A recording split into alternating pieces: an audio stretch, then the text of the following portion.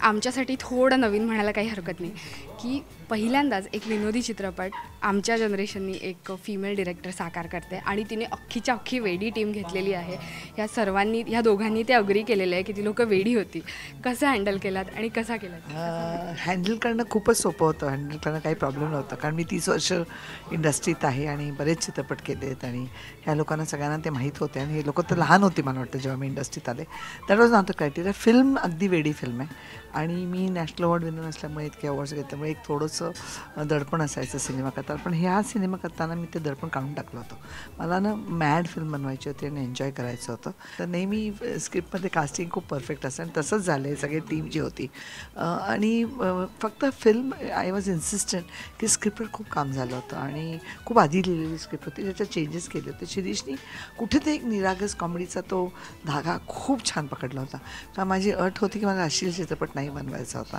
कुठेतरी situational comedy करायची होती की लोक बसून एन्जॉय करतील आणि ह्या सगळ्यांना ते कॅरेक्टर्स खूप छान समजवले होते.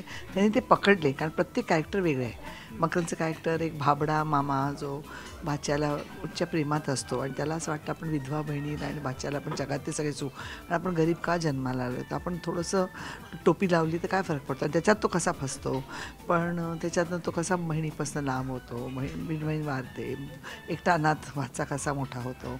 पण जयचं कॅरेक्टर होतं की तो शिकला सावरला असेल तरी ते खोटेपणा त्याच्या जेनेटिकली आलेला असतो मामाकडनं. त्याला बिचारायचा खूप प्रयत्न केला, ते खोटंच बोलत होतो. त्याचा जोडीदार तो सिद्धार्थ, त्याचं कॅरेक्टर म्हणजे तो भंगारवाल्याचा मुलगा असतो, पण तो स्वतःला म्हणतो की आम्ही ऑनलाईन भंगार विकतो म्हणून आम्ही ग्रेट आहोत. आणि सिद्धार्थ स्वतःला बिझनेसमॅन म्हणतो. हा जय प्रेमात असतो श्रीमंत मुलीच्या, ती पण थोडी मॅड असते. म्हणजे ती मर्सिडीजमधनं येते आणि ती गरिबी रोमॅन्टिसाईज करते. मग ती म्हणते वडापाव खाणं किती छान असतं किंवा मोलकणीचं आयुष्य किती सुंदर, त्यांच्या घरात पाणी झिरपतं ते किती चांगले खुश असतात, असे सगळे मॅड लोक. आणि तो तिला केसात तेलूल घालून चष्मा लावून अनाथ मुलांना शिकवणारा स्कूल टीचर म्हणून भेटतो. मृण्मयीचं कॅरेक्टर तिला गावातनं काढलेलं असतं, कारण ती सगळ्यात चुगलखोर मुलगी असते गावात. ती इतकी उचापात्या करते आणि इतकं लोकांच्याबद्दल जाऊन चुगल्या लावत असते की एकदा पंचायत बसते आणि ते म्हणतात की ही मुलगी या गावात राहू शकत नाही, आमचं सगळ्यांचं आयुष्य हे केलेलं आहे. आणि तिचं एका पैलवानबरोबर लग्न ठरतं. तर तुमच्या लक्षात आलं की कॅरेक्टर्स इतके पुष्कर जो मामाचा मित्र असतो तो सेल्फ प्रोक्लेम डिटेक्टिव्ह असतो. तो इतके डिटेक्टिव्हचे पुस्तक वाचतो, इतके वाचतो, सारखा रेफरन्स देत असतो आणि तो स्वतः सेल्फ प्रोक्लेम्ड असतो आणि त्याला सगळी काही झोल वाटतं दिसतं. तर असे सगळे वेडे जेव्हा एकत्र येतात, नागेश भोसले ज्यांनी गोगाचं काम केलेलं आहे तो वेडा विलन असतो असा. मानिनी डे म्हणून एक स्ट्रगलिंग हे होती, इंडस्ट्रीची आर्टिस्ट असते, ती एक वेडी असते जिची अनवेड मदर असते. तिला ती आपल्या मुलासाठी बाप शोधत असते. तर ती सगळी अशी ते एन्टँगल्ड एका मॅड सिच्युएशनल ह्याच्यात होतात आणि त्याच्यातनं निर्माण होणे कॉमेडी म्हणजे साटलोट. नक्कीच चित्रपटाचं नाव साटलोट ठेवायचं कारण मी ह्याच्याशिवाय मी मूळची बंगाली असल्यामुळे मला काही काही शब्द मराठीत नवीन होते. तसा हा शब्द जेव्हा मी ऐकला होता साटलोट, विचारायचा याचा अर्थ काय, तर ते म्हणजे मिलीभगत सारखा असतो तो. आणि हे कुठल्याही पद्धतीत असू दे, चांगलं वाईट. तर मला हे शब्द खूप आवडला होता तेव्हा की साटलोट. आणि मग आयुष्यात पण मी बघितलं की बऱ्याच गोष्टीचे साटलोट आपल्याला दिसतं, चांगल्या पद्धतीत वाईट पद्धतीत.